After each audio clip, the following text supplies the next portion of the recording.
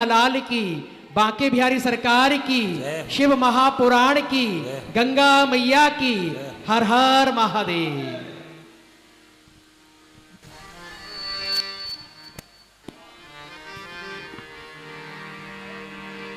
श्री राम राम राम राम राम श्री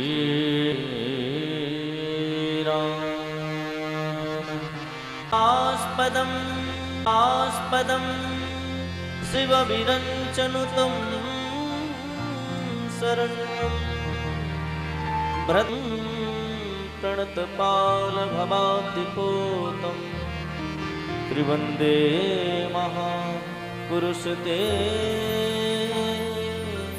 चरणारविन्दम् कृष्णत्वरीय पदपंकज पंजरान्ते अद्य अद्वैव में विशतु मानसराजहंस। भूमिका हमारे परम पूज्य महाराज श्री स्वामी श्री तीर्थराज जी महाराज जो कि कोठारी जी हैं पूरे।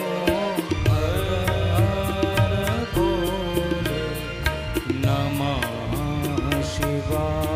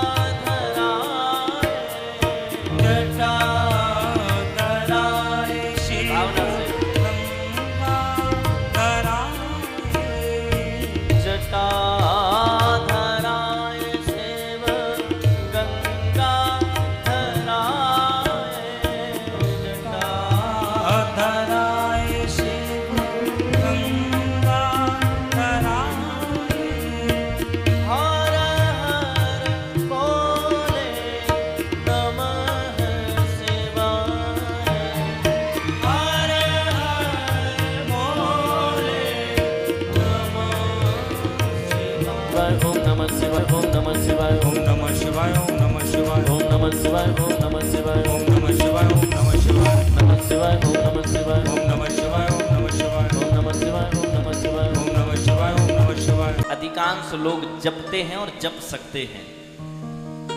छोटे से छोटा बालक भी जप सकता है, आप भी जप सकते हैं, हम भी जप सकते हैं, सब जप सकते हैं। ओम नमः शिवाय यदि इस मंत्र का प्रतिदिन जाप किया जाए तो उसके द्वारा कही हुई, और प्रतिदिन कितना किया जाए, अब कई बार लोग ये भी विचार करते हैं कितना किया जाए। हमारे यहाँ वैसे परंपरा है कि गृहस्थी वाले जो भक्त हैं वे कम से कम 11 या 21 माला इस मंत्र की जाप करें गृहस्थियों के लिए, और साधु सन्यासी कम से कम 51,000 इसका जप कर लेवें, तब वे जल पिएं। अगर वे शैव भक्त हैं, भगवान शंकर के भक्त हैं तो। और यदि कोई ऐसा करता है 51,000 जप करके, 51,000 का अर्थ है 50 माला कम से कम, अगर वह 50 माला करने के बाद जल पीते हैं तो उनकी कही हुई प्रत्येक वाणी 100% सत्य होती है। वाणी में शिव विराजमान हो जाते हैं। और यदि गृहस्थी वाला व्यक्ति सिर्फ 11-21 माला ही करता रहे तो वह इसी मंत्र को, अगर घर में कोई परेशानी आती है, कभी कोई बाधा आती है, तो इसी मंत्र को बोल करके सिर्फ जल ही किंच देवे तो ही उसकी व्याधि समाप्त हो जाती। इतना प्रभाव है इस मंत्र का। पर जितनी सहजता से हम लोग, एक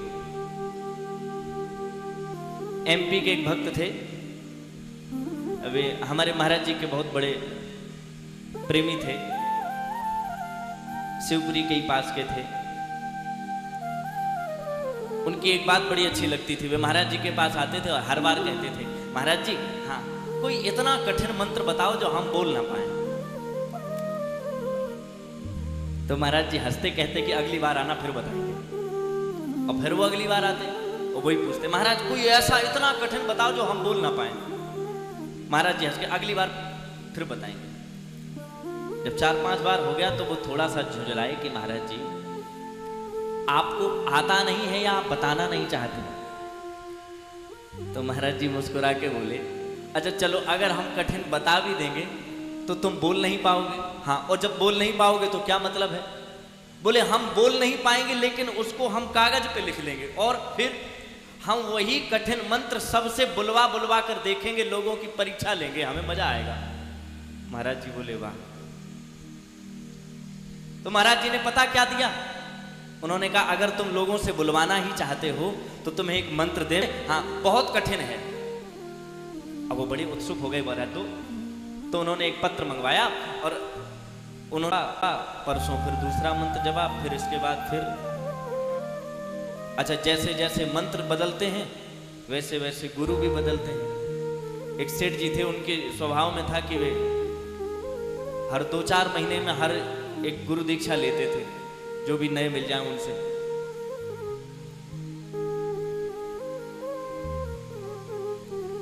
अच्छा, आश्चर्य की बात ये कि वे जिनसे दीक्षा लेते थे वे 2-4 महीने के अंदर टपक जाते थे।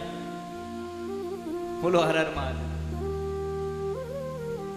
ये बिल्कुल सच्ची घटना है, हमारे महाराज जी सुनाते थे।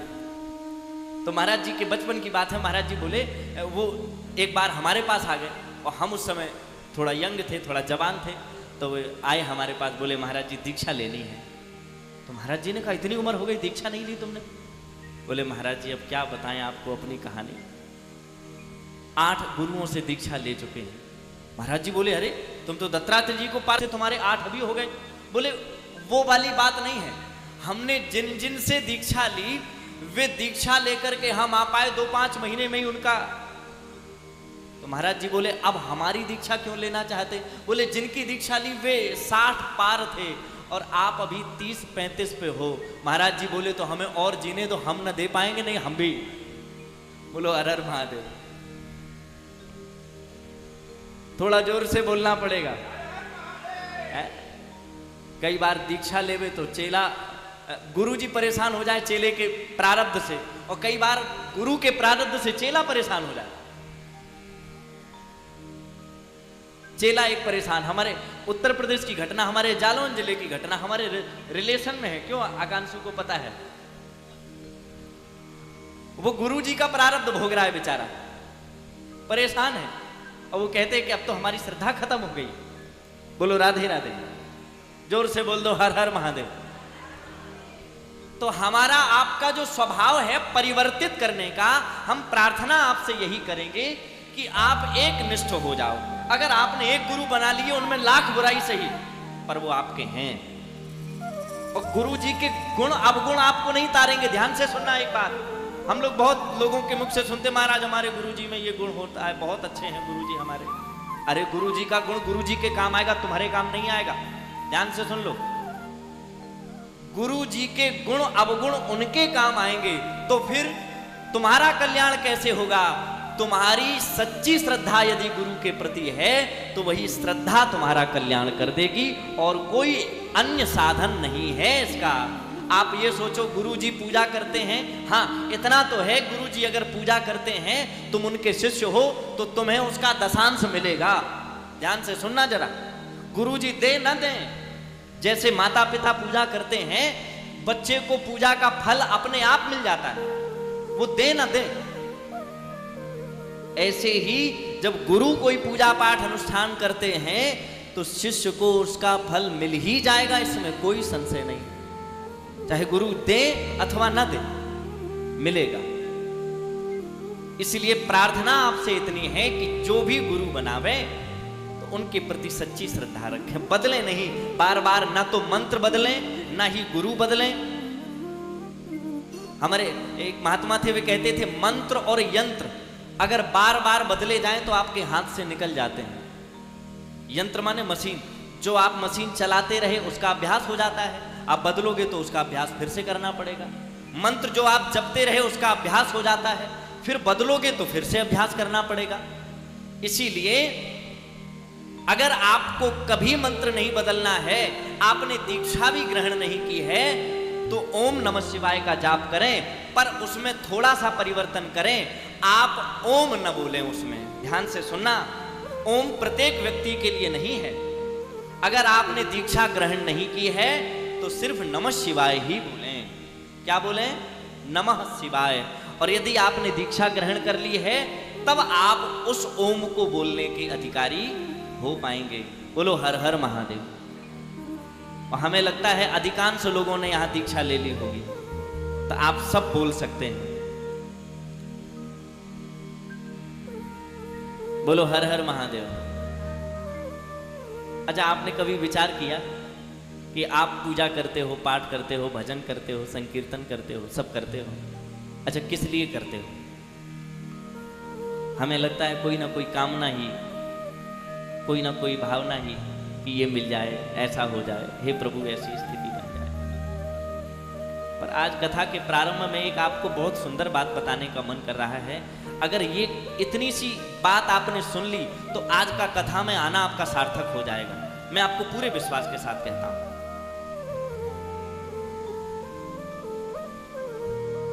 घर में आपके कई बेटा बेटी परिवार के रिश्तेदार लोग होते हैं, और जब आप थोड़े संपन्न होते हैं तो आपसे कुछ ना कुछ चाहते हैं। हम भी भगवान से चाहते हैं। एक बड़ी सुंदर कथा सुनाऊं आपको। एक राजा विदेश जा रहा था, उसकी 3 पत्नियां थी। राजा ने कहा अब मैं विदेश तुम्हारे लिए क्या लेकर के आऊं वहां से। तो तीनों ने अपनी अपनी इच्छा बताना प्रारंभ किया। एक ने कहा हमारे लिए सोने का हार ले आना, एक ने कहा साड़ी ले आना, अपनी अपनी। राजा ने कहा देखो तुम सब अगर बताओगी तो विदेश जाते जाते हम भूल जाएंगे। एक काम करो, तुम तीनों एक अपने पर्चे पर ये पूरी अपनी इच्छा लिख दो, क्या क्या चाहिए वो हम ले आएंगे। ठीक है। तीनों ने अपने अपने पर्चे पे अपनी कामना लिख दी, दे दिया। राजा ने तीनों के पर्चे रखे, विदेश में ही खोल कर देखेंगे। पहुंच गया विदेश, पर्चे खोले, उसमें सबकी जो जो कामना लिखी थी वो खरीद लिया, एक पैकेट में बंद कर दिया, नाम लिख दिया, ये बड़ी रानी का, ये छोटी रानी का, ये सबसे छोटी रानी का। लौट करके आए राजा साहब। अब तीनों रानियों को इंतजार था कि हमारा उपहार लेकर आए कि नहीं, देखें जरा। जैसे ही आए तीनों रानियों ने हाथ जोड़कर पूछा महाराज ले आए आप? हाँ हाँ ले आए, लाओ हमारा उपहार। दे दिया। दूसरी रानी ने उसका भी दे दिया, तीसरी रानी का, उसका भी दे दिया। अच्छा, दोनों रानियां अपना अपना लेकर चली गई, तीसरी रानी भी लेकर चली गई। जिसने जो मंगाया था सबको मिल गया। शाम का समय हुआ, राजा सबसे छोटी रानी के कक्ष में विश्राम के लिए पहुंच गया। दो रानियों को बड़ा बुरा लगा, ये क्या व्यवहार है? अरे आज तो कम से कम साथ में बैठकर बात करते, साथ में बैठकर स्नान करते, भोजन करते हैं, अकेले उसी के पास चले गए। सुबह होने दो, आज निश्चित रूप से इसका पूरा का पूरा निर्णय होगा, किसको अधिक प्रेम करते हैं। सुबह हुआ, दोनों रानियां झगड़ने पहुंच गई। राजा साहब, हाँ ये क्या है? आप इतने दिन बाद विदेश से आए, कम से कम हम तीनों के साथ अलग अलग नहीं, एक साथ बैठ करके बात करते, वहां का हालचाल बताते, पर आप तो एक अकेली छोटी रानी के महल में चले गए। राजा ने मुस्कुरा के कहा, जिसे जो जो चाहिए था हमने सब दिया। मतलब अपना पर्चा लाओ। हाँ, क्या लिखा है? सोने का हार, चांदी का, हीरे का। हाँ, इसमें डिब्बे में है। हाँ है ना? मिल गया आपको आपका? हाँ मिल गया। दूसरी रानी से कहा, तुम अपना पर्चा लाओ। हाँ, क्या मंगाया था? हमने बहुत अच्छी साड़ी मंगाई थी और अपने शरीर के लिए कुछ महंगे महंगे आभूषण, हीरे जवाहरात, मोती। राजा ने कहा, बताओ, जब मैं तुम दोनों की इच्छा पूरी कर सकता हूँ तो ये मैं कैसे पीछे हट जाऊं कि इसकी इच्छा पूरी ना करूं। बोलो हर हर महादेव। और ये कथा बड़ी छोटी है, पर समझ लेना, ये परमात्मा, ये आदिदेव महादेव हम सबका पिता है, हम सब उनकी संतानें हैं। हम भी पर्चे लिख लिख कर भेजते हैं, प्रभु ऐसा कर दो, ऐसा कर दो। और देखो, भगवान सबके पर्चे की पूरी इच्छा करते हैं। तुमने जो मांगा वो उन्होंने दिया। पर कोई ऐसा भी भक्त पहुंच जाए जो सिर्फ इतना कहे, सिर्फ तुम। बोलो हर हर महादेव। और जिस दिन तुम उनके सामने अपने परिचय की डिमांड नहीं, अपने परिचय की इच्छा नहीं, सिर्फ इतना कहोगे कि सिर्फ तुम, तो एक दिन वो होगा औगड़दानी, एक दिन तुम्हारे दरवाजे पर खड़ा होगा। और जब वो आ जाएगा तो फिर तुम्हें क्या चाहिए, क्या कमी है, सब कुछ तुम्हारा हो गया। फिर तो कुछ ऐसा बचा नहीं जो तुम्हारा नहीं है। एक बार प्रेम से कहो हर हर महादेव। क्या मांगे? और इस शिव महापुराण से मुझे पूरा भरोसा है वो मिल जाएगा। इस शिव महापुराण की कथा से वो शिव प्राप्त हो जाएगा। और यदि प्राप्त नहीं हुआ तो सत्य मानिए, आप कहोगे महाराज कथा सुन के जाएंगे तो क्या?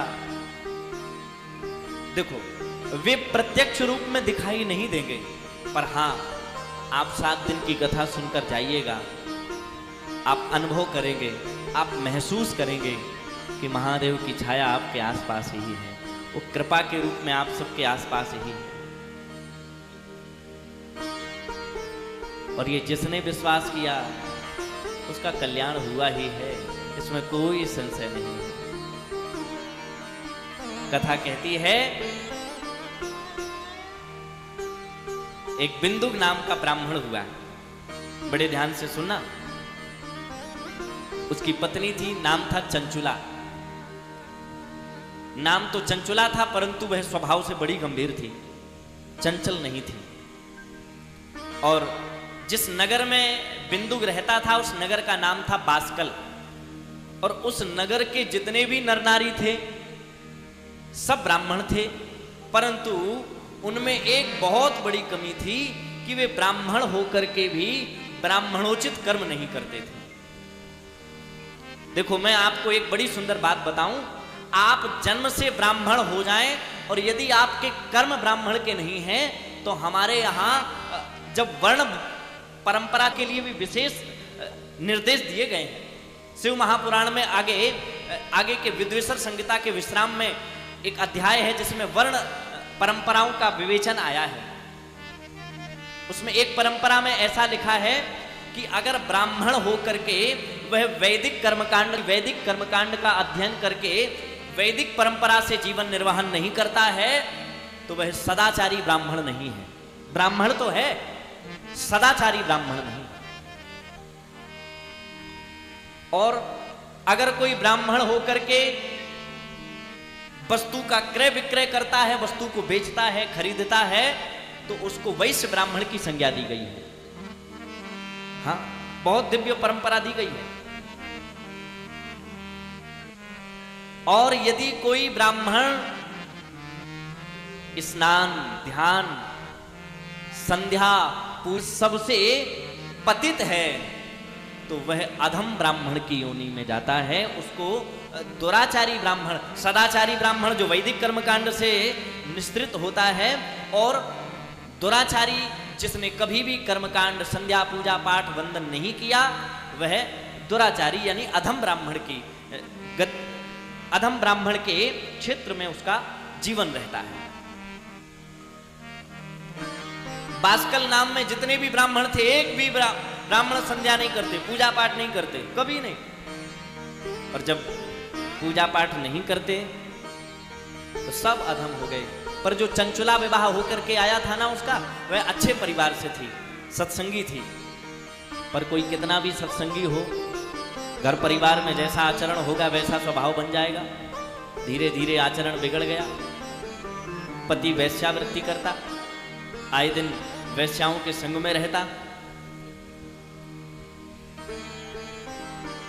चंचुला एक दिन बड़ी कष्ट में उसने सोचा, जब पति नहीं मानता तो मुझे भी पति के ही आचरण को स्वीकार करना पड़ेगा।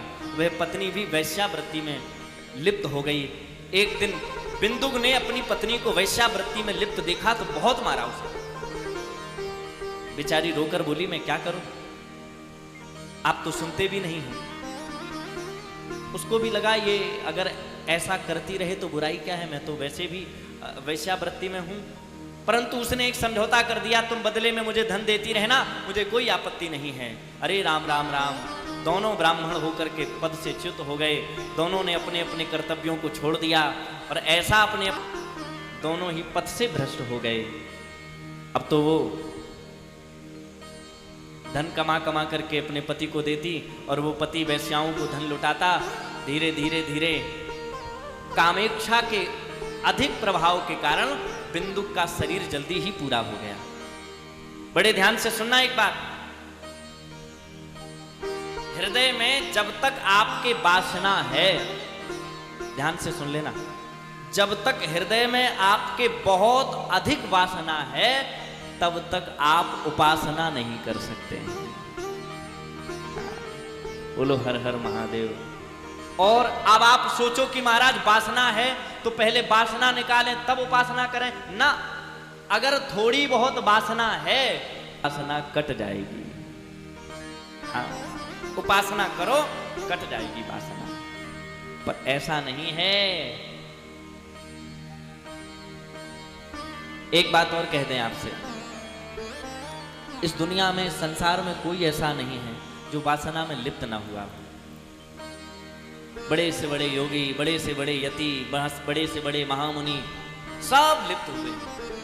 और हो ही क्यों ना, ये माया है ही ऐसी। आज आपको बांधेगी, कल हमें बांधेगी। न जाने कितनों को बांधा है उसने। और जब माया बांधती है तो उससे निकल पाना, आहा, बिना भीम पलासी के संभव नहीं है। कैसे निकल पाएंगे? और जिस माया के बंधन में बंध करके नारद जैसे संत नहीं छूट पाए तो हमारी आपकी सामर्थ्यता क्या है? इसीलिए तो हमारे साधु संत, हमारे पूज्य महाराज श्री एक बात कहते थे, इस माया से बचना है तो एक ही उपाय है, क्या?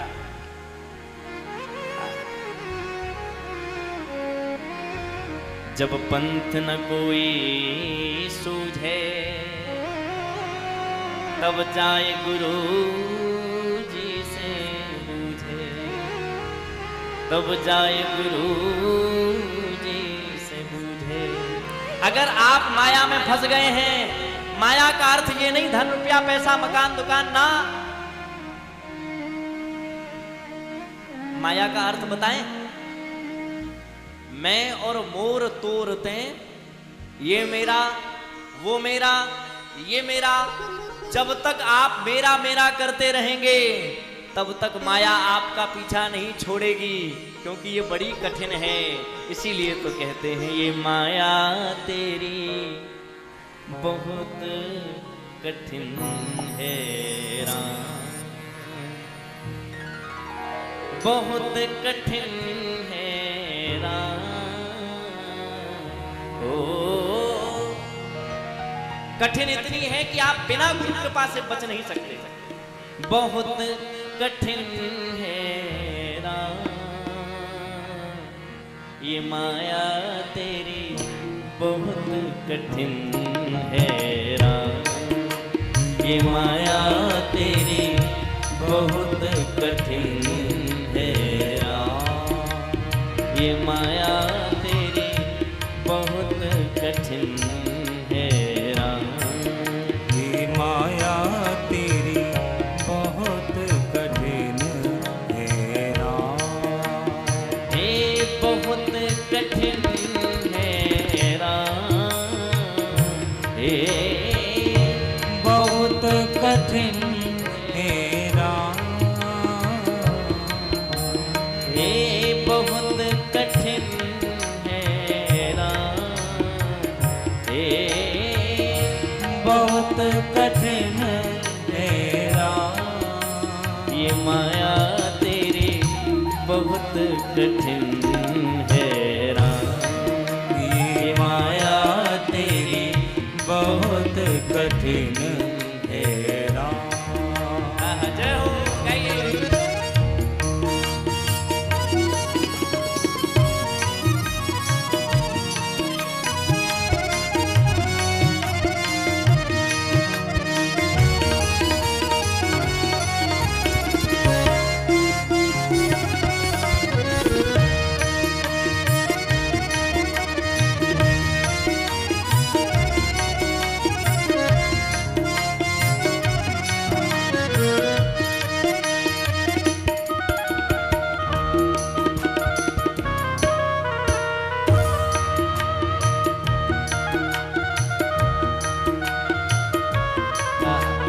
अब इसका पहला लक्षण देखना जरा। मृत्यु देखता है औरों की, मृत्यु देखता है औरों की। ये मृत्यु देखता है औरों की, मृत्यु देखता है औरों की। रोज सवेरे शाम हे रोज सवेरे शाम ये माया तेरी, बहुत कठिन है राम ये माया तेरी बहुत कठिन है राम। ये माया तेरी, बहुत कठिन है राम ये माया तेरी बहुत कठिन है राम। गाइए जय हो।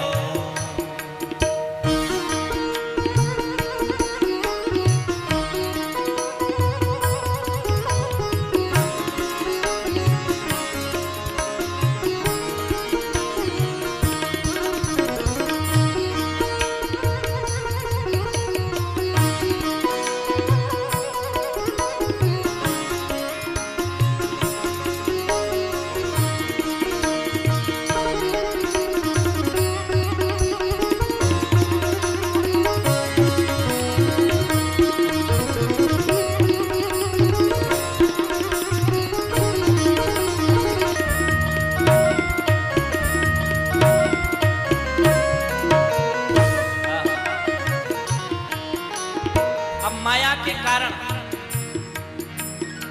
महल बनाता है जैसे यहाँ हरदम तेरा मुकाम। महल बनाता है जैसे तेरा हरदम यहाँ मुकाम। अरे होता क्रोधित वाणी होती, होता क्रोधित वाणी होती, ए वाणी होती बिना लगा, हे वाणी होती बिना लगा। ये माया तेरी बहुत कठिन है राम।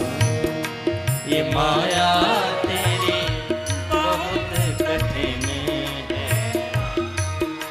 ये माया तेरी बहुत कठिन है राम राम राम। माया बहुत कठिन है राम, ये बहुत कठिन है राम। ये बहुत कठिन है राम, ये बहुत कठिन है राम राम राम। ये बहुत कठिन है राम, ये बहुत कठिन है राम, कठिन है। ये माया तेरी बहुत कठिन है राम। ये माया तेरी बहुत कठिन है राम, ये माया तेरी बहुत कठिन है राम। ओ बहुत कठिन है राम, ये बहुत कठिन है राम। ये माया तेरी बहुत कठिन है राम। ये माया तेरी है कि नहीं? आज यहां से सुलझ जाओगे तो कहीं और उलझ जाओगे, आज इस जगह से बच जाओगे तो कहीं और फंसोगे। ये माया है, यहां बिना फंसे कोई रह ही नहीं सकता। इस खूंटे से छूटोगे तो दूसरे पे बांधे जाओगे। सोचो ना जरा। और अगर इससे बचना है तो या तो महादेव की शरण में चले जाओ, अथवा किसी गुरु की चरण शरण पकड़ करके फिर महादेव के शरण। अंततोगत्वा जाना वही है, और जब जाना वही है तो पहले से ही सब सौंप दो ना। बिंदु था तो ब्राह्मण, पर उसने कोई भी ब्राह्मणोचित कर्म नहीं किए। पत्नी भी पतित हो गई, बिंदुक का शरीर पूरा हो गया। जब बिंदुक मर गया, बहुत बड़ा प्रेत बना। अब प्रेत बनकर के विंध्य पर्वत पर रहने लगा।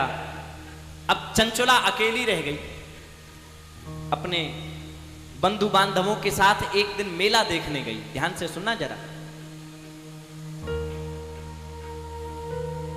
अच्छा, एक बड़ी सुंदर बात आपको बताएं।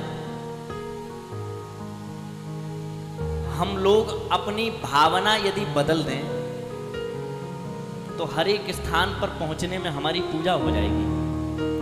कैसे? बहुत लोग हरिद्वार धाम आते हैं, पर सच बताना, कुछ की भावना होती है, अरे चलो 7 दिन का टूर बना है हरिद्वार घूमने।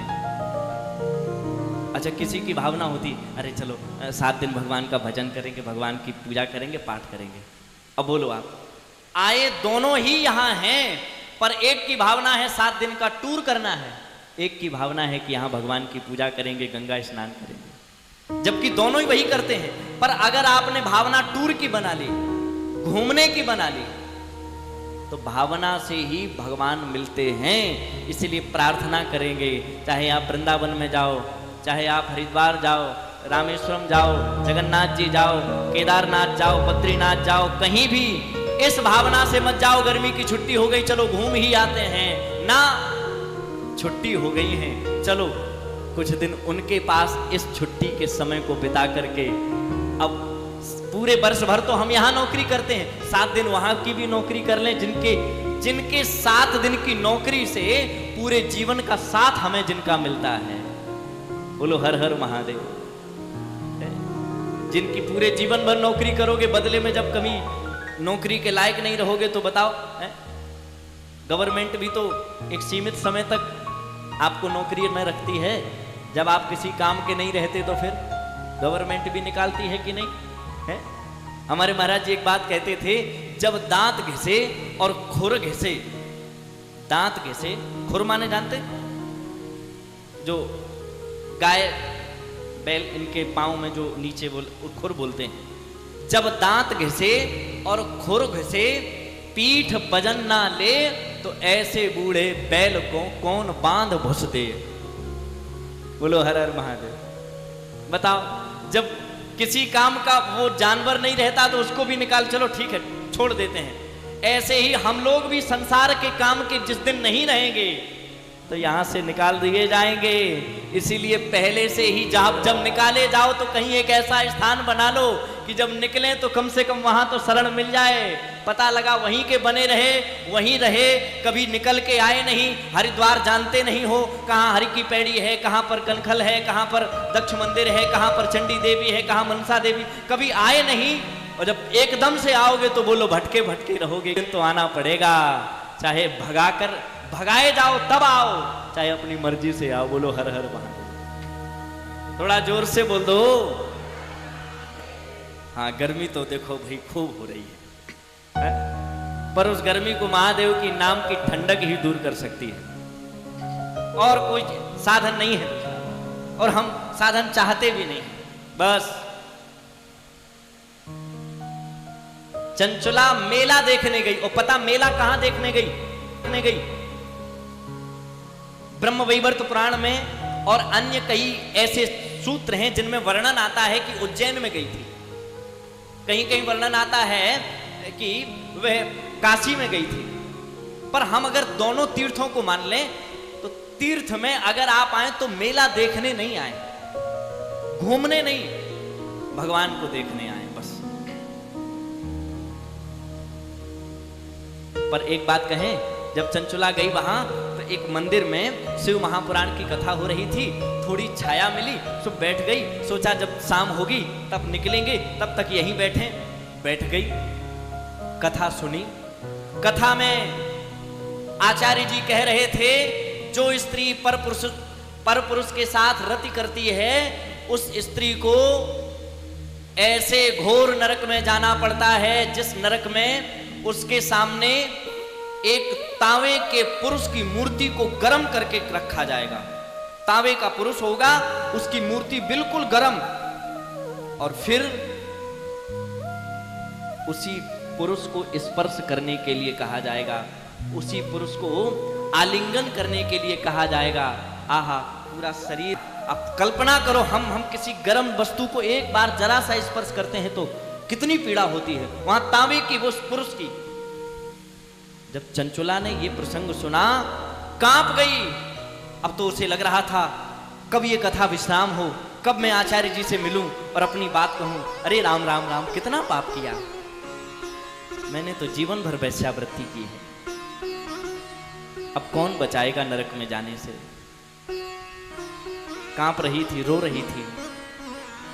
और सच कहें, जब हम कोई पाप करते हैं, अगर उसी समय परिणाम की भावना मन में आ जाए कि ऐसा परिणाम होगा, मत करो, तो कभी कोई पाप ना करे।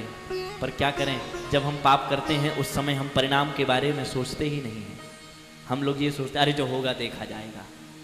अरे राम राम, जो होगा वो तो देखने वाला देख ही रहा है।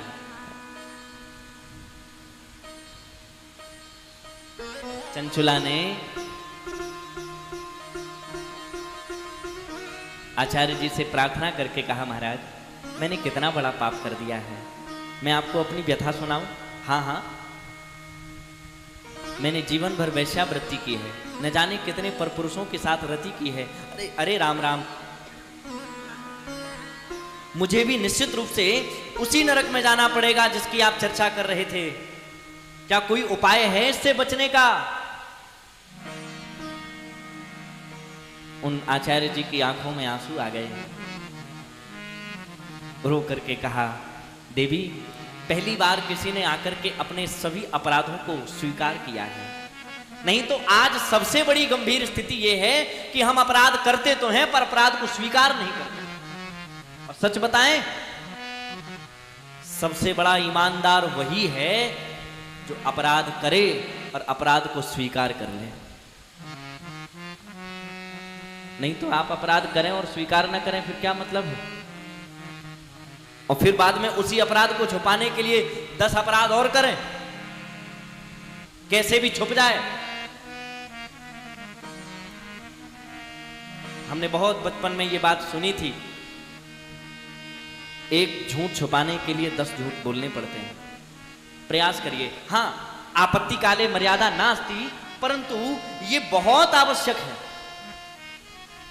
हम एक अपराध करें, उस अपराध से बचने के लिए सबसे सरल उपाय यही है कि हम अपना स्वीकार्य कर लें। और स्वीकार दुनिया वालों के सामने तुम क्या करोगे? अगर अपराध करो तो बाबा के सामने जाना और बस हाथ जोड़ना, कुछ हो ना हो, और अपनी बात कह देना, बाबा मैंने इतने बड़े बड़े पाप किए हैं, अब तुम्हारे अलावा कोई क्षमा कर नहीं सकता। बाबा क्षमा कर देंगे, पर एक बात ध्यान रखना, दोबारा से वह अपराध पाप फिर ना हो, नहीं तो फिर से उसी स्थिति में आ जाओगे। आप अगर स्वीकार करते हैं तो आपसे बड़ा पुजारी कोई नहीं, और आप यदि मानते नहीं हैं, अच्छा, दो स्थितियां होती हैं हम लोगों के साथ। एक स्थिति ये कि हम मानते नहीं हैं, दूसरी स्थिति ये कि हम जानते नहीं हैं। अच्छा, जानते नहीं हैं, ये स्थिति बहुत कम है कि न जानते हो कि झूठ अच्छा परिणाम देगा कि नहीं देगा, किसी की चोरी करना अच्छा परिणाम देगा कि नहीं देगा, सब जानते हैं, लेकिन मानते नहीं हैं। लोग ये, अरे एक ही बार तो किया है, एक बार में क्या बुराई है, अरे और लोग तो बहुत बार कर चुके हैं, हम ही में बुराई है क्या? तुम अपनी अगर तुलना करना चाहते हो तो अपनी तुलना सदैव अच्छों से करो, बुरों से मत करो। जो ऊंचे हैं उनकी तुलना अपने से करो कि हम भी यहां पहुंचे कभी। जो नीचे हैं उनसे तुलना करके तुम और नीचे जाओगी क्या? चंचला हाथ जोड़े खड़ी थी, कांप रही थी। आचार्य जी ने कहा, देवी अगर तुम अपना उद्धार चाहती हो तो एक उपाय है। क्या? यदि तुम अनुष्ठान पूर्वक शिव महापुराण की कथा श्रवण करो, यदि तुम अनुष्ठान पूर्वक शिव महापुराण में आदिदेव महादेव का स्तवन करो, मनाओ उन्हें, तो 7 दिन पूरे तब होंगे जब तुम्हारे 7 जन्मों के पूरे पाप, एक जन्म के कौन कहे, 7 जन्मों तक के पूरे पाप सदैव सदैव के लिए नष्ट हो जाएंगे। बोलो हर हर महादेव। अच्छा, एक बात और कहें आपसे, 7 जन्मों के पाप एक शिव महापुराण की कथा सुनने से कट जाएंगे, पर ध्यान से सुनना, 7 जन्मों के पाप आपको फिर से लग जाएंगे अगर तीर्थ में जाकर के आपने किसी भी प्रकार का कोई अपराध कर दिया। आहा,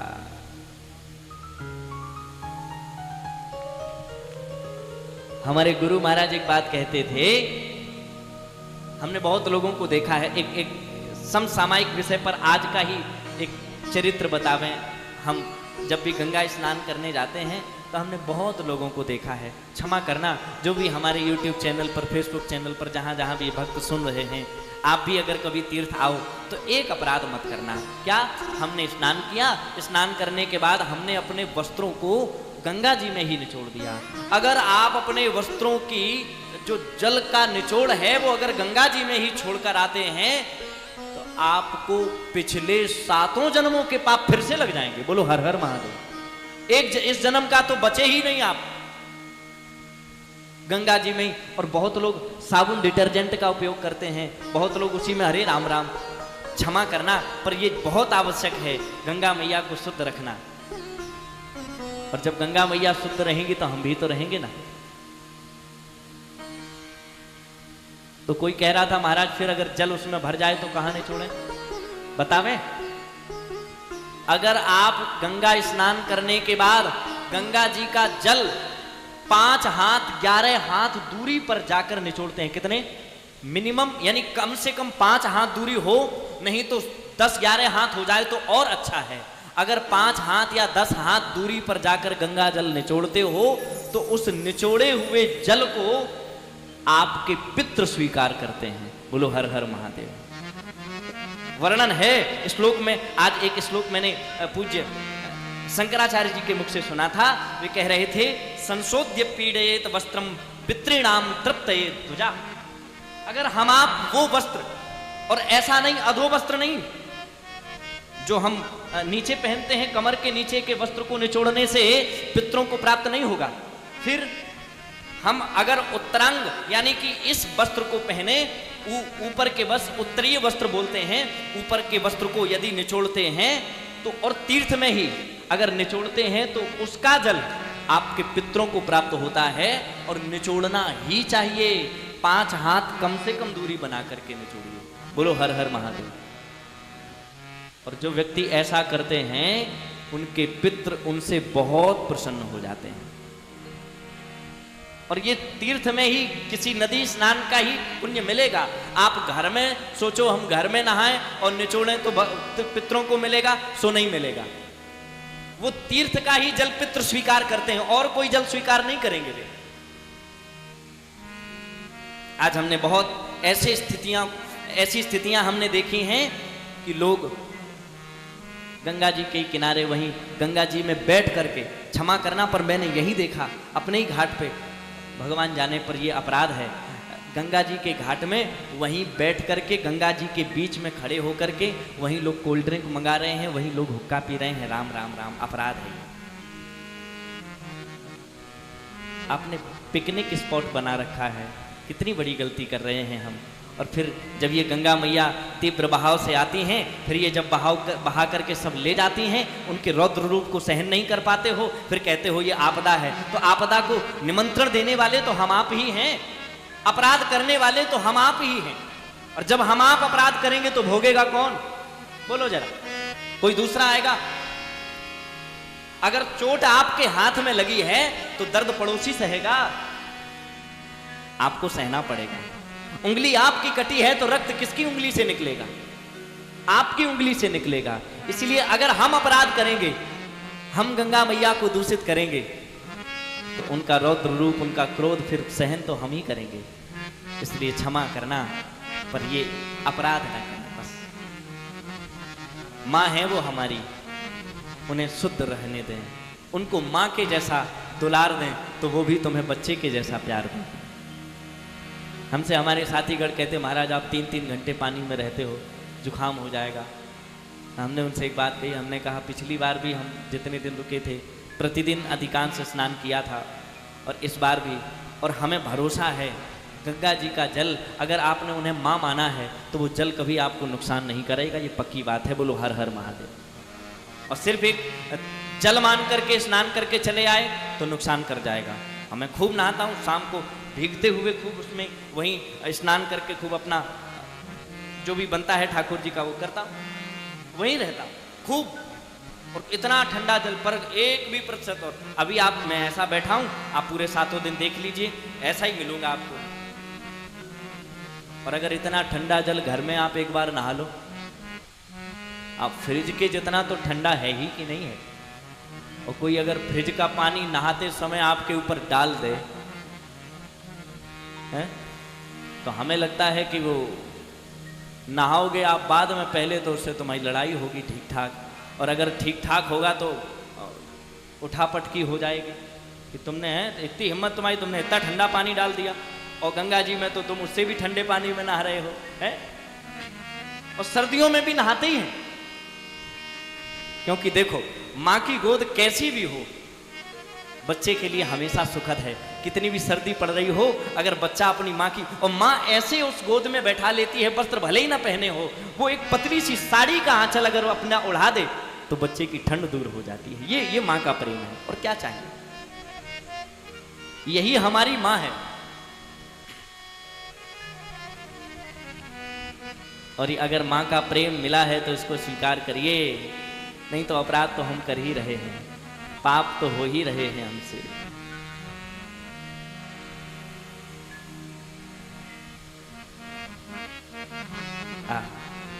एक संत कहते थे, ये गंगा जी की धार, ये गंगा जी की धार सुहावन पावन है। गंगा जी की धार सुहावन पावन है। ये पावन है, पावन है, पावन है, पावन है। पावन है, पावन है, पावन है, पावन है। ये गंगा जी की धार सुहावन पावन है, गंगा जी की धार सुपावन पावन है।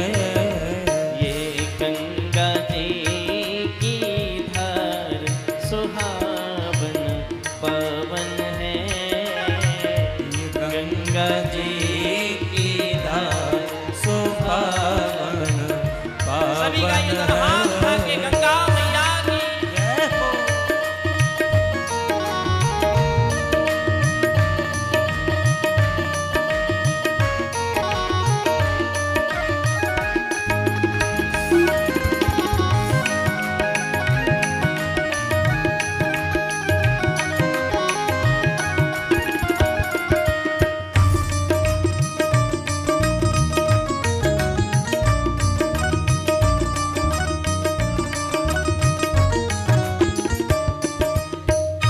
जय हो। ये धार है और अब हवा की जय हो।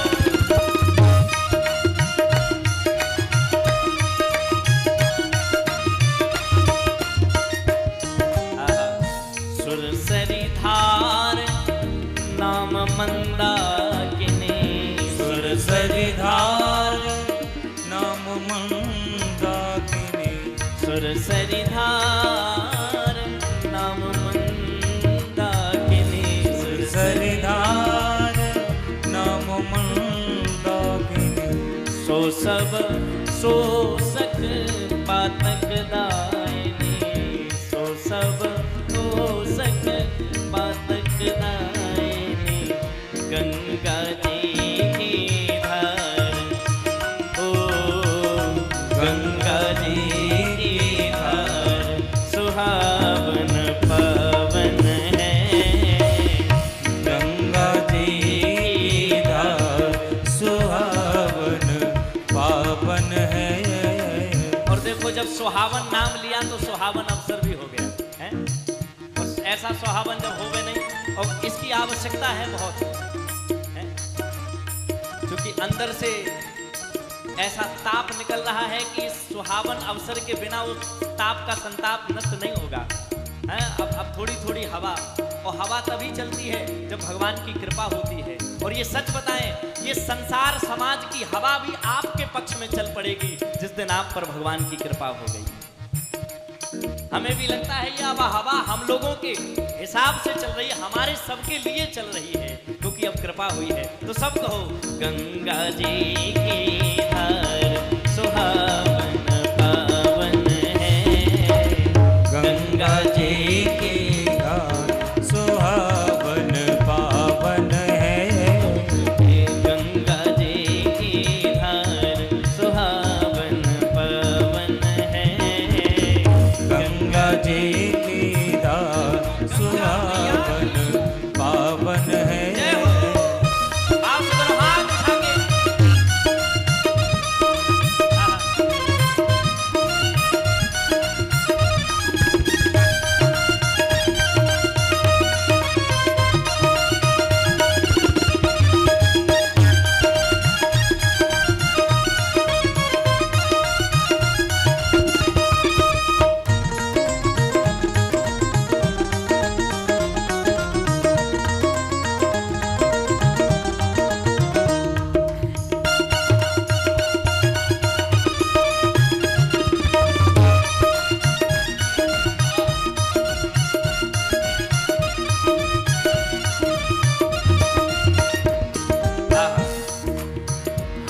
चरणन से निकसी गंगा, हरि चरणन से निकसी गंगा, हरि चरणन से निकसी गंगा, हर चरणन से निकसी गंगा। शिव शिव के शीस में आई गंगा, शिव के शीस में आई गंगा। इसीलिए ये गंगा जी की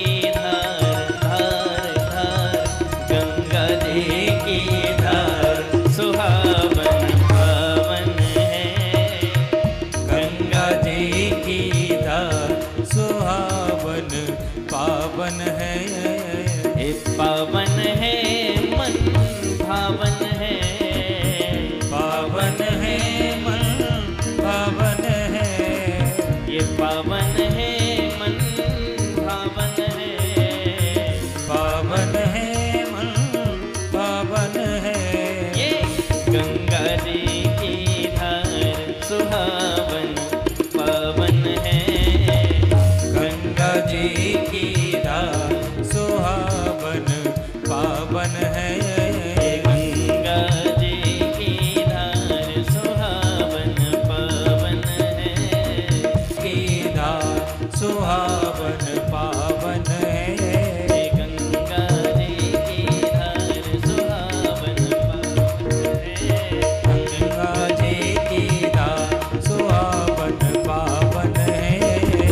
गंगा जी की धार सुहावन पावन है, गंगा जी की धार सुहावन पावन है। ये पावन है पावन है पावन है पावन है, ये पावन है पावन है। ये गंगा जी की धार सुहावन पावन है, गंगा जी की धार सुहावन पावन है। और ये धार कि वह भगवान श्री शिव के लोक में पहुंची, और लोक में ही नहीं पहुंची, माता पार्वती की बड़ी विशिष्ट दासी के रूप में उसको पद प्राप्त हो गया। बोलो हर हर महादेव। अब बोलो आप, पीछे से जैसे अगर कोई छूट जाए पीछे तो उनको घेर के बैठते थे, फिर वो कहानी सुनाते थे। हमने लोगों ने भी सुनी है, भूतों की बारात थी कभी, और ये तो सब।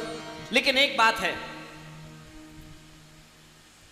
हमारे यहां हम ऐसी मान्यता, हम अपना विचार बताएं तो भूत भय का ही नाम है। भय हो गया तो भूत हो गया। अच्छा चलो एक आपको सच्चा उदाहरण बताएं। दो लोग एक बहुत छोटे से स्टेशन पर गाड़ी रुकी, रात में 1:30 बजे उतरे, अपने गांव के लिए जा रहे थे। 1:30 बज गया रात का, दोनों उतरे। अच्छा दोनों ही अपरिचित, रात के 1:30 बजे पूरा स्टेशन, छोटा स्टेशन खाली, कोई दुकान नहीं, कोई यात्री नहीं।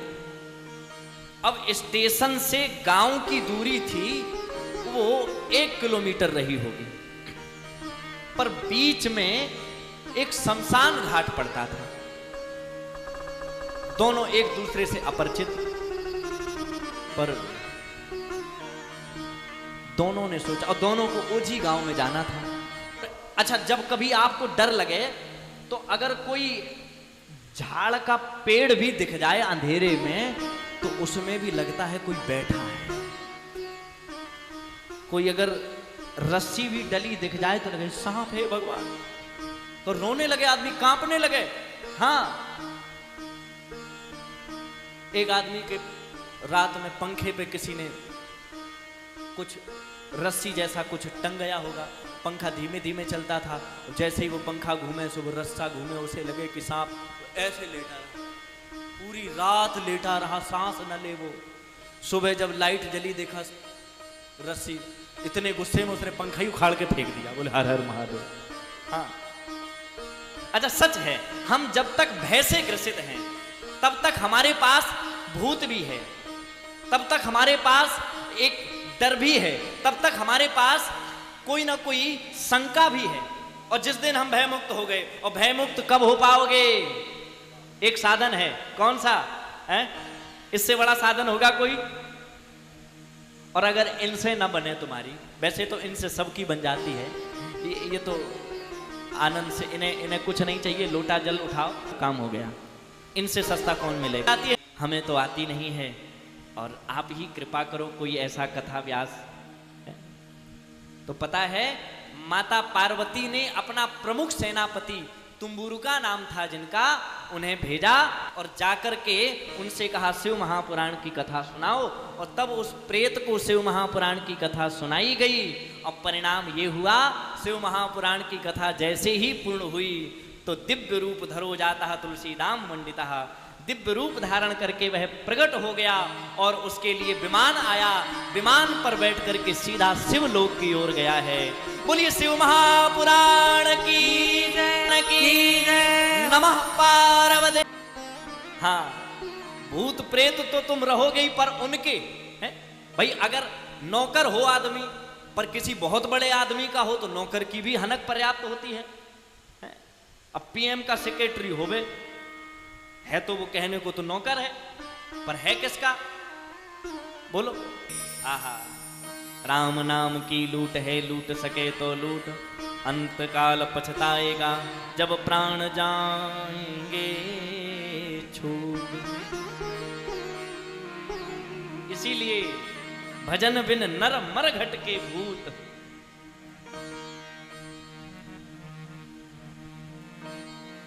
अगर आप इसका साधन नहीं कर पाते, आप अगर भजन करना नहीं जानते, आपकी साधना मजबूत नहीं है, आप बहुत अधिक बैठ करके भगवान का जप नहीं कर सकते, तो एक सच्चा सरल उपाय लेकर के जाओ। कुछ मत करना, 5 बिल्व पत्र लेना, भगवान महादेव आदिदेव के मंदिर में बैठना। आप घंटों बैठकर पूजा नहीं कर सकते, कोई बात नहीं, 5 बिल्व पत्र लेकर के महादेव के मंदिर में बैठना। जो जलाधारी नीचे जहां जल गिरता है उसके नीचे के भाग में, समझ में आ रहा है? अच्छा, करके दिखा दें आपको। ये जलाधारी है, यहां नीचे, इधर नीचे उन 5 बिल्व पत्र को लगाइए। और लगाना कैसे है? बिल्व पत्र एक ऐसी होती है, ये है जिसको हम ऐसे चढ़ाते हैं, पर हम बिल्व पत्र इस तरफ से लगाएंगे नीचे। और जब 5 बिल्व पत्र को कम से कम 11 मिनट तक लगा के रखना है। कितनी देर तक? घड़ी के देख लो आप, 11 मिनट प्रमाणित है। हम आपको अगर यहां से भी कोई प्रमाण देंगे, यहां से भी अगर कोई बहुत विशेष बात बताएंगे तो प्रमाणित देंगे 11 मिनट तक। वैसे तो वर्णन है 11 घड़ी तक लगाना चाहिए, पर घड़ी समझना हम लोगों के लिए थोड़ा। तो अगर वह व्यक्ति 11 जन्मों तक भी, ये करना रोज है, 11 जन्मों तक भी प्रेत बनता है, योनि प्राप्त होती है, तो भी उसकी योनि के बाद उसे स्वर्ग में ही स्थान मिलता है। बोलो हर हर महादेव। क्या अगर आप जैसे प्रेत आपको योनि मिल गई पुराने पिछले कर्म के कारण, तो भी आपको फिर जब शरीर छोड़कर जाओगे तो स्वर्ग ही यानी शिवलोक ही मिलेगा। प्रतिदिन करने का प्रयास करना, ना हो सके तो सोमवार कर लेना आप।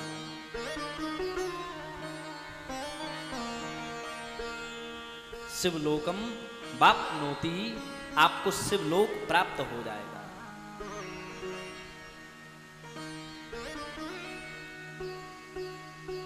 और अगर ये मिल गया तो फिर तुम्हें कुछ नहीं चाहिए, हमें कुछ नहीं चाहिए, और इस संसार को कुछ नहीं चाहिए, बस एक बार मिल जाए।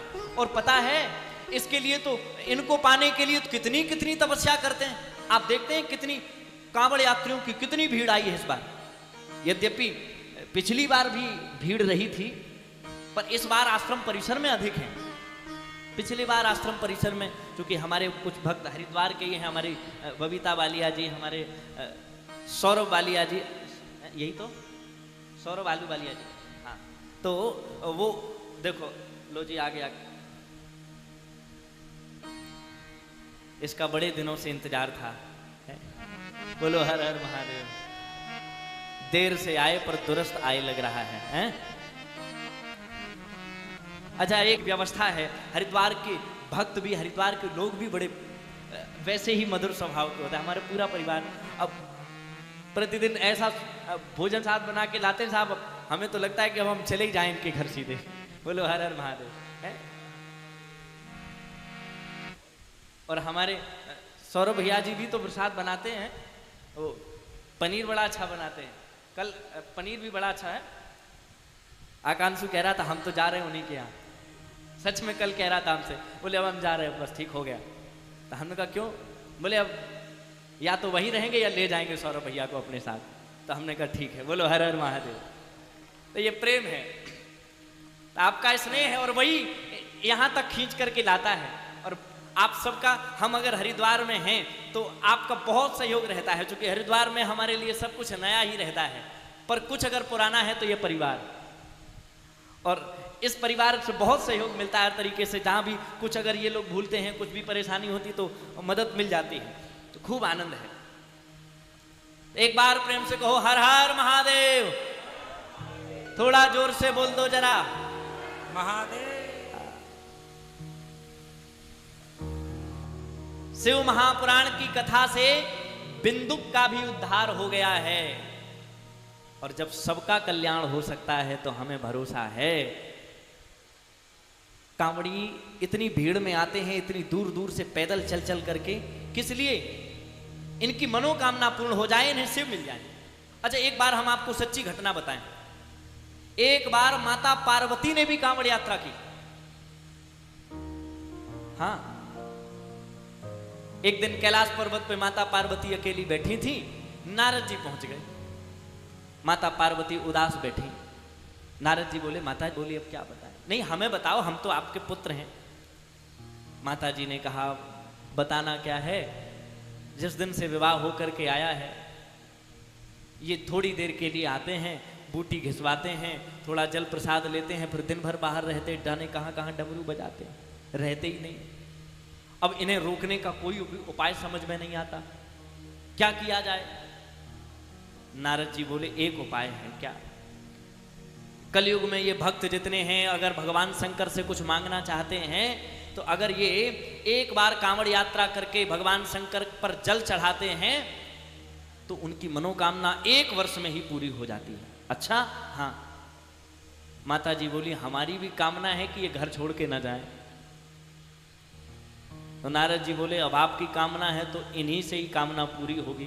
तो बोले, चलो ठीक है, हम भी कांवड़ यात्रा करेंगे, हम भी इनको मनाने के लिए जल चढ़ाएंगे।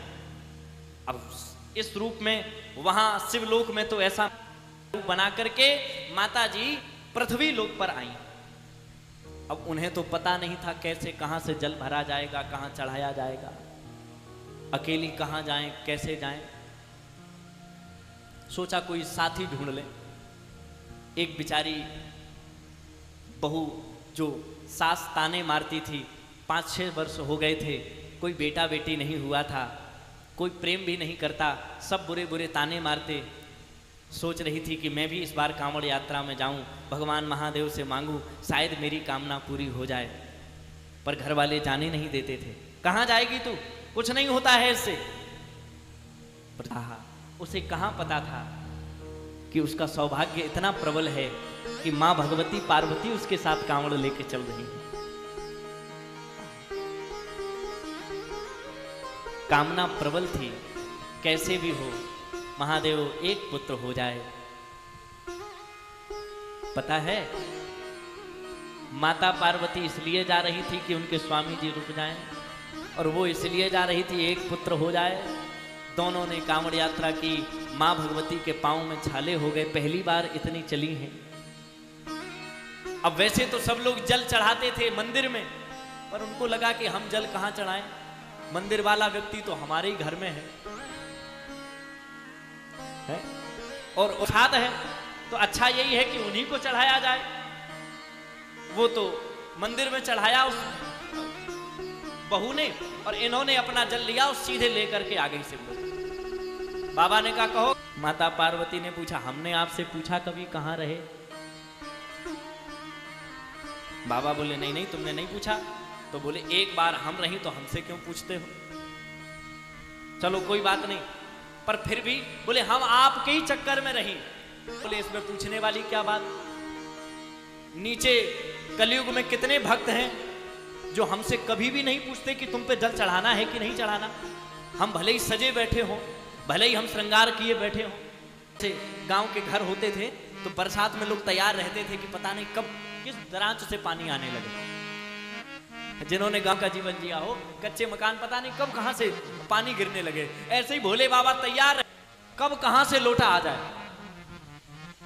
और कब कितना ठंडा आ जाए। बोलो हर हर महादेव। और कब क्या मिला के ले आए, दूध मिला के ले आए, चीनी मिला के ले आए, और चीनी मिला के लाने वाले भक्तों पे तो भगवान अब क्या बताएं, वो तो कुछ कह भी नहीं सकते। एक बार वो चीनी वाला लोटा चढ़ा के गया, वो तो चला गया, पर चींटे ऐसे ऐसे लिपटते हैं। बोलो हर हर महादेव। इतना तो सोचो, चीनी वाले जल से उन्हें क्या मिल जाएगा बेचारे को? सादा जल चढ़ा दो, गंगा जल चढ़ा दो, ये सब चढ़ा सकते हो। पर मैं इसलिए नहीं कहता कि चढ़ाना नहीं चाहिए, चढ़ा सकते हो, कोई बात नहीं, पर चढ़ाने से यदि बाबा को कष्ट हो तो और एक प्रार्थना और हम करेंगे आपसे। आप सब लोग मंदिर में जाते हो, बेलपत्र चढ़ाते हो, फूल चढ़ाते हो और जल चढ़ाते हो, सब कुछ दीपक लगाते हो, ये सब तो आप करके आते हो, पर कभी एक दिन, पूरे सप्ताह में एक दिन नियम ऐसा बनाओ कि 6 दिन तो हम चढ़ाएंगे, पर एक दिन हमारा नियम है कि पूरे मंदिर की सफाई करेंगे। जो दीपक चढ़े, लोग चढ़े चढ़े छोड़ जाते हैं, गांव में खुले मंदिर होते हैं, कुत्ते आते हैं, उन पे चढ़ के वो दीपक चाटते हैं, उन पे चढ़ के लड्डू चढ़ा जाते हैं। ये हम अगर उनकी पहले से ही सफाई कर देवें, और मैं सत्य कहता हूं, चढ़ाने वाले लोग बहुत हैं पर सफाई करने वाले गिने चुने, और जो सफाई करता है ना उस पे भगवान शंकर बड़ी कृपा करते हैं। वो लोग हर हर महादेव। एक नियम तो बना लो। वैसे तो वो अवगढ़दानी है, माता पार्वती ने वो एक लोटा कांवड़ का जल चढ़ाया, आहा, कांवड़ का जब जल चढ़ा दिया तो पता है भोले बाबा का घर से जाने का मन ही ना हो। बोलो हर हर महादेव। अब जब घर से बाहर वो ना आए तो भगत परेशान, पहले माता जी परेशान और भगत जी परेशान। भक्तों ने कहा बाबा अब तो कृपा करो। बाबा बोले अब हम एक नियम बनाते हैं आज से, क्या? हम पूरे दिन तो नहीं निकलेंगे, लेकिन हाँ शाम के समय अकेले नहीं, धर्म पत्नी के साथ पूरे मृत्यु लोक में भ्रमण करने के लिए निकला करेंगे। बोलो हर हर महादेव। भगवान ने कहा उनकी कांवड़ है तो उनका भी मनोरथ रखना पड़ेगा, और तुम सबके लिए। तब से भोले बाबा अकेले नहीं आ रहे, नहीं देर होगी तो तुम भी साथ में हो, जल्दी आ जाएंगे तो भी साथ हो, है? बोलो हर हर महादेव। पहले अकेले जाते थे, अब आपने सुना कभी ऐसा? बाबा साथ में ही रहते हैं, ये कांवड़ का फल है। और बाबा को तो तुम चाहे जैसे मना लो। एक भक्त कहते थे, बाबा हम भी दीवाने हो गए तेरे, हम भी दीवाने हो गए, डमरू वाले भोले के हम भी दीवाने हो गए। कौन कौन दीवाना हो गया है? करो दोनों हाथ ऊपर, भाव से झूमते हुए गइए, जय हो जय हो शंकर भगवान की जय। जय हो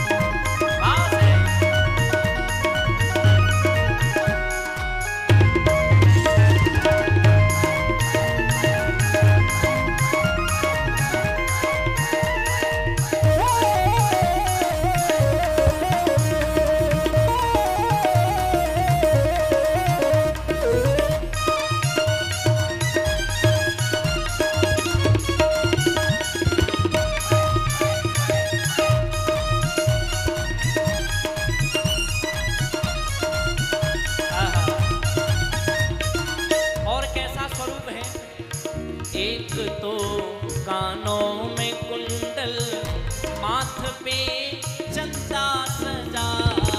एक तो कानों में कुंडल मंदा सजा। एक तो कानों में कुंडल, माथ पे चंदा सजा। एक तो कानों में कुंडल, माथे पे चंदा सजा। तीसरा नंदी पे आना, तीसरा नंदी पे आना, भी दीवाने हो गए। तीसरा नंदी पे आना, हम भी दीवाने हो गए। हम भी दीवाने हो गए। हम दीवाने हो गए। दूसरा बस में और तीसरा तीसरा तीसरा भूतों का आना, हम भी दीवाने हो गए। हर हर महादेव शंभो, हर हर महादेव शंभो, हर हर महादेव शंभो, हर हर महादेव शंभो, हर हर महादेव शंभो, हर हर महादेव शंभो, हर हर महादेव शंभो, हर हर महादेव शंभो, हर हर महादेव शंभो, हर हर महादेव शंभो, हर हर महादेव शंभो, हर हर महादेव शंभो, हर हर महादेव शंभो। विष्णु जी भी गए, नहीं पता लगा पाए, आ गए। प्रयास बहुत किया पर कोई और छोर नहीं मिला। भगवान महादेव प्रसन्न हो गए। तुम नारायण हो, तुमने सत्य बोला है, इसलिए तुम्हारा नाम एक और होगा, सत्य नारायण। और वही सत्य नारायण भगवान जिनके घरों में हम लोग कथा श्रवण करते हैं, ये वही सत्यनारायण का स्वरूप है। तुमने सत्य बोला है, इसलिए तुम्हारी भगवान उसी रात्रि में अपने सूक्ष्म स्वरूप में प्रकट हो गए। और दोनों देवताओं ने, ब्रह्मा जी और भगवान श्री हरि ने, दोनों ने जब उनकी पूजा अर्चना की तो उसी रात्रि को शिवरात्रि के रूप में पूजा जाने लगा है। बोलिए आदिदेव महादेव की जय हो। शंकर भगवान की जय हो। भगवान आदिदेव महादेव का प्राकट्य हुआ है। और देखो, वैसे श्रावणी शिवरात्रि हम लोगों की, जिस पर हम कांवड़िया विशेष रूप से भगवान पर जल चढ़ाते हैं, वो 2 तारीख को मनाई जा रही है। ना करूँगा, आप सब अपने घरों में अभिषेक अवश्य करें। और अगर आप यहाँ आए हैं तो उस दिन अभिषेक का बहुत महत्व होता है। हमारे सोशल मीडिया पर जुड़े, यूट्यूब पर जुड़े, फेसबुक पर जुड़े भक्तों से इतनी प्रार्थना करूँगा कि अगर आप अभिषेक करा रहे हैं और अभिषेक कराना चाहते हैं तो देखो, इतनी प्रार्थना स्वीकार। अपने घर में जब तक किसी आचार्य ब्राह्मण को बुलाकर आप अभिषेक न कराएंगे, तब तक आपको अभिषेक का फल नहीं मिलेगा। क्योंकि जब तक आचार्य के चरण नहीं पड़ेंगे, जब तक वैदिक कर्मकांडों की वेद ध्वनि की गूंज आपके घर में नहीं गूंजेगी, तब तक अभिषेक का फल आपको मिलने वाला नहीं है। इसी बहाने ब्राह्मण को बुलाकर आप भोजन कराएंगे, ब्राह्मण को कुछ दक्षिणा देंगे। और अगर आप लोग इसी में संतुष्ट हैं कि घर बैठे ही ऑनलाइन हो जाए तो आप कर सकते हैं, परंतु मेरी प्रार्थना ये है, अगर 1 लाख लोगों ने या 10,000 लोगों ने भी ऑनलाइन अभिषेक कर लिया तो फिर बताओ जरा, फिर उन आचार्यों का क्या होगा जिन आचार्यों ने ब्राह्मणों के यहाँ गुरुकुल में रह रह करके विद्या पाठ किया है, जिन्होंने रुद्री पाठ का अध्ययन किया है, उनका भी तो परिवार उसी से है। और आपको भी उन्हीं की पूजा कराने का फल मिलेगा जब आप उन्हें दक्षिणा देंगे, अपने घर में भोजन प्रसाद पवाएंगे। तो प्रार्थना है, श्रावण मास में एक दिन अगर आपको लगता है कि ये दिन शिवरात्रि का बहुत व्यस्त है, आचार्य जी नहीं मिलेंगे, तो किसी भी शिवरात्रि पर आप करवावें। और हमने आपको एक बात और बताई थी, कल मंगला गौरी व्रत था, जिसमें बहुत लोगों ने रखा भी होगा और बहुत लोग अगले मंगला गौरी व्रत को रखेंगे। आज कामिका एकादशी है, जिसको कामदा एकादशी के नाम से भी हम लोग जानते हैं। इस एकादशी पर अगर आप सायंकालीन वेला में सूर्य ढलने से पूर्व 21 जौ के दाने, कितने 1 से पूर्ण होगी। बोलो हर हर महादेव। शिव जी की प्राकट्य स्थिति हुई, भगवान आदिदेव महादेव प्रकट हुए हैं और आज भी यहाँ भी प्रकट हो गए हैं भगवान। वर्षा हम उनको प्रणाम करते हैं, वंदन करते हैं, आप सबको भी नमन करते हैं। महादेव की कथा का आनंद आप लेते रहें, हम आपको कथा का आनंद देते रहें और साथ ही साथ आज के पावन कथा प्रसंग को विश्राम की ओर। और एक प्रार्थना और आई थी हमारे पास, ये महाराज जी अगर कथा सुबह सुबह हो जाए तो, वैसे किसका किसका मन है सुबह हो जाए? बोलो जरा, सबका मन है? रहेगा कि सुबह कथा बजे तक हम लोग मुक्त हो जाएंगे, 9 से बजे तक हम लोग मुक्त हो जाएंगे, 9 से 12 रखते हैं, ठीक रहेगा। और 12 बजे अपना प्रसाद पाओ, थोड़ा आराम करो, इसके बाद फिर अब भीड़ भी कम हो जाएगी तो फिर अपना हरिद्वार में जहाँ जहाँ आपको दर्शन के लिए जाना है वहाँ भी आप जा सकते हैं, ठीक रहेगा। अब पता लगा कि पूरे दिन आप हमारे ही चक्कर में बैठे रहो, है ना, ठीक रहेगा। अगर आपका मन हो तो हम तो चाहे सुबह करवा लो चाहे शाम को करवा लो, अपने को कोई, अपन तो कर ही देंगे, है? बोलो हर हर महादेव। कितने लोगों का मन है एक बार और बताओ जरा, सुबह के लिए? सबका मन है, अच्छा। आपको थोड़ी असुविधा होगी आने में, ठीक है, कोई बात नहीं। अच्छा, भीड़ कम हो जाएगी, अच्छा। बोलो हर हर महादेव। स्कूल खुल जाएंगे, अच्छा, कोई बात नहीं। तब तक 2 तारीख तक तो पाठशाला ये वाली अच्छी चलेगी, फिर उसके बाद देखते हैं महादेव कैसी चलाते हैं। तो आप सबको प्रणाम, एक बार प्रेम से कहो हर हर महादेव। आओ, हमारा नहाने का मन हो रहा है, बस इतनी बात है। चलो आओ गाएं नाम और इसके बाद फिर चलते हैं आरती की ओर। फिर जहां जहां जिसका मन हो सो जाना, हम तो जहां जाएंगे सो हम बता ही चुके। ओम नमः शिवाय, ओम नमः शिवाय, नमः शिवाय, ओम नमः शिवाय।